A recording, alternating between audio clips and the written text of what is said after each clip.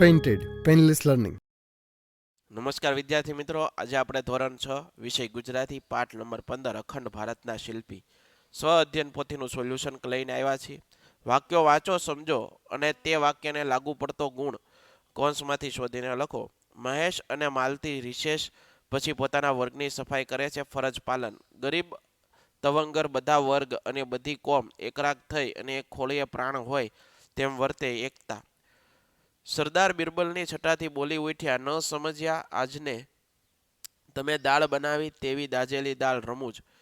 શરમાવું પડે તેવું બધું કામ સાચો ગુજરાતી નહીં કરે. રાષ્ટ્રભક્તિ. તમારા વિસ્તારમાં ઘણી વ્યક્તિઓને સમાજ સેવા કે અન્ય કોઈ ક્ષેત્રે વિશિષ્ટ યોગદાન આપ્યું હોય છે. આવી કોઈ એક વ્યક્તિ વિશે જાણો. અમારા ગામમાં એક રમણીકભાઈ નામના વડીલ રહે છે. તેઓ ખૂબ જ ઉદાર ચરિત્રવાળા વ્યક્તિ. તેઓ હંમેશા જરૂરિયાતમંદોની મદદ કરે. ગામમાં ભણતા ગરીબ અને જરૂરિયાતમંદ વિદ્યાર્થીઓને દર વર્ષે નોટબુક, અભ્યાસની સામગ્રીઓ આપે. કોઈ બીમાર હોય અને પૈસા કે અન્ય વસ્તુની જરૂર હોય તો તરત જ મદદ કરે. પણ છોકરાઓને ઉચ્ચ શિક્ષણ માટે તેઓ મદદ કરે. ગામમાં ઘરડા અને અશક્ત લોકો માટે તેઓ દર મહિને કરિયાણું પહોંચાડે. આમ તેઓ અમારા વિસ્તારમાં ભામાશા તરીકે ઓળખાય, પણ તેમના આવા કાર્યોમાં મદદરૂપ થઈએ છીએ. મિત્રો, હજી સુધી તમે અમારી પેન્ટેડ એપ્લિકેશન ડાઉનલોડ નથી કરી તો આજે જ તે ગૂગલ પ્લે સ્ટોર પર જઈ અને પેન્ટેડ એપ્લિકેશન ડાઉનલોડ કરો, જેની અંદર દરેક વિષયના સ્વાધ્યાય પોથી, એકમ કસોટી, સ્વ અધ્યયન પોથી, દરેક વિષયના સોલ્યુશન સાથેના વિડીયો, ધોરણ 9 અને 10ના વિદ્યાર્થીઓ માટે લાઈવ વિડીયો લેક્ચર્સ. આ ઉપરાંત તમને દરેક વિષયની વિષયવાઇઝ પીડીએફ પ્રોવાઈડ કરવામાં આવશે. ભાવનગર ખાતે જો તમે વસવાટ કરતા હો તેના માટે ધોરણ 8 થી 12ના તમામ વિષયનું કોચિંગ પૂરું પાડતી કોચિંગ ઇન્સ્ટિટ્યૂટ આલ્ફા એકેડમી કાર્યરત છે. તમે એમાં જોડાઈ શકો, એનો સંપર્ક કરી શકો. યુટ્યુબની અંદર તમને અમારા વિડીયો ગમતા હોય તો અમારી યુટ્યુબ ચેનલ છે પેન્ટેડ યુટ્યુબ ચેનલ. હજી સુધી સબસ્ક્રાઇબ નથી કરી તો સબસ્ક્રાઇબ કરો, જેથી કરીને તમને અમારા આવનારા વિડીયોની માહિતી તમારા સુધી પહોંચતી રહે. પ્રશ્ન 3. તમે ઘણા પુસ્તકો વાંચ્યા છે. તે પૈકી કોઈ પણ એક પુસ્તકની વિશે માંગ્યા મુજબ જવાબ લખો. પુસ્તકનું નામ છે બાલસૃષ્ટિ. લેખકનું નામ છે ગુજરાત રાજ્ય શાળા પાઠ્યપુસ્તક મંડળ. કિંમત ₹8. પ્રકાશક વીપી ભરતી. વિષય છે બાળ સાહિત્ય. પાત્રો બાળકો, પ્રાણીઓ અને પક્ષીઓ. તમે વાંચેલા પુસ્તકની કઈ બાબત, ઘટના, વર્ણન તમને ગમ્યા? આ પુસ્તકમાં સુંદર વાર્તાઓ, કવિતાઓ, જાણવા જેવું વગેરે ચિત્રો સાથે વર્ણન કરેલ છે, જે અમને બહુ ગમ્યા. વાક્યો વાંચો અને સમજો. જે તે વાક્ય લાગુ પડતો શબ્દ કૌંસમાંથી શોધીને લખો. બારડોલી લડતની બધી જ જવાબદારી સરદાર સંભાળતા હતા. દોર. નાનું બાળક જોઈ વેદરાજ શું કરવું શું ન કરવું વિચારવા લાગ્યા. અવજ્ય. સરદાર સાહેબ લોકોના વિચારોને બરાબર જાણતા અને સમજતા હતા. પારખું.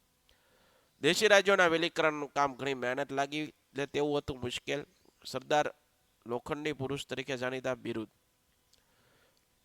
સરદાર વલ્લભભાઈ સરદાર તરીકે શાથી ઓળખાવા લાગ્યા. બારડોલી સત્યાગ્રહની લડત પૂરજોશમાં ચાલી રહી હતી.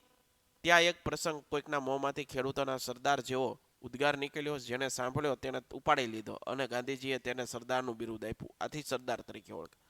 વલ્લભભાઈના પોતાનો ભાઈ માટેનો પ્રેમ અને જવાબદારી શી રીતે પ્રગટ થયો. વલ્લભભાઈ કાયદાના અભ્યાસ માટે ઇંગ્લેન્ડ જવા બચત કરી પૈસા ભેગા કર્યા, પરંતુ મોટાભાઈ વિઠ્ઠલભાઈને લંડન જવા દઈ ભાતૃત્વ ભાવ છે એનો ઉત્તમ ઉદાહરણ પૂરું પાડી અનન્ય પ્રેમ તેને પ્રગટ કર્યો.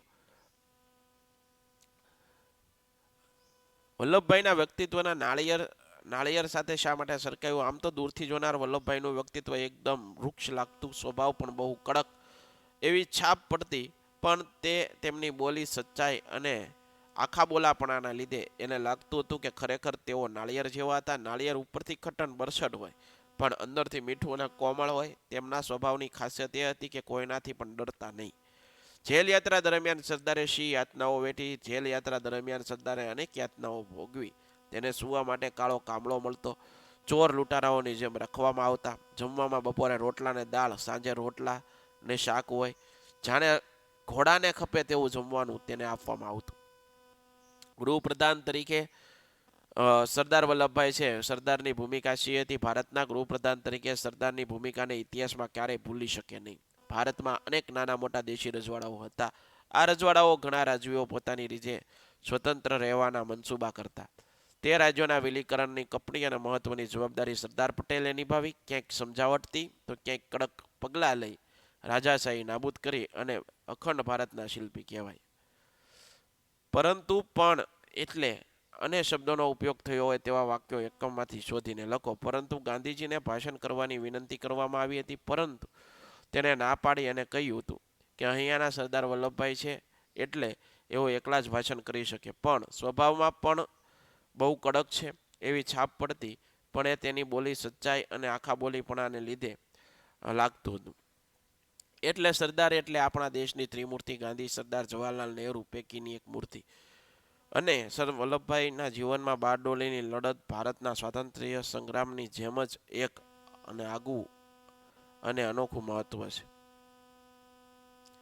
રમત રમતા પડી જાવ જો ને લોહી નીકળે, જો હું રમકડા રમતા પડી જાઉં તો લોહી નીકળે તો હું પ્રાથમિક સારવાર પેટીમાંથી મલમપટ્ટી લગાડું અને ઘરના વડીલોને જાણ કરું, દવાખાને ડૉક્ટરને પણ બતાવું. તમે તમારો મિત્ર શાળાએ સાયકલ લઈને જતા તમારા મિત્રની સાયકલ પંચર પડે, હું મારા મિત્રની ને મારી સાયકલ પર બેસાડીને અને એની સાયકલ યોગ્ય જગ્યાએ મૂકી તાળું મારી દઉં, અથવા તેને મારી સાયકલ પર બેસાડી અને સાયકલ પકડી રાખવા કહીશ, જેથી પંચરવાળાની દુકાને પહોંચી પંચર થઈ શકે. તમે વાંચવા બેઠા છો તે સમયે તમારો મિત્ર તમને રમવા બોલાવે છે. જો હું વાંચતો હોઉં અને મારો મિત્ર રમવા બોલાવે તો હું વાંચવાનું પૂરું કરી અને પછી જ રમવા જવાનું કહીશ. વાંચવાનું કામ બાકી હશે તો પણ વાંચવા સમજાવીશ. ઝીણી નજરે હેતવીએ ઘરમાં પ્રવેશતા જ ઘરની વ્યવસ્થા ઝીણી નજરે જોઈ. પોલીસ ઘટના સ્થળે બધી જ વસ્તુઓ ઝીણી નજરે જોવા લાગી. નાડ પારખું ગુરુજી શિષ્યોની નાડ પારખું હતા. સરદાર વલ્લભભાઈ બધી જ વસ્તુઓ ઝીણી નજરે જોવા લાગ્યા. પકડ હોવી અભિનય કલા પર દિયાની પકડ હતી. ગુજરાતી ભણાવવામાં શિક્ષક સારી પકડ હતી. પાર પાડવું રફીકે સાયકલની રિપેર કરાવવાનું પાર પાડ્યું. રમેશે પરીક્ષામાં મહેનત કરી તેથી તે પરીક્ષામાં પાર ઉતર્યો. આશા રાખું તમને આ સોલ્યુશન ગમ્યું છે. ફરીવાર નવા વિડીયો સાથે મળશું. ત્યાં સુધી જય હિન્દ, જય ભારત, ધન્યવાદ. Painted Painless Learning.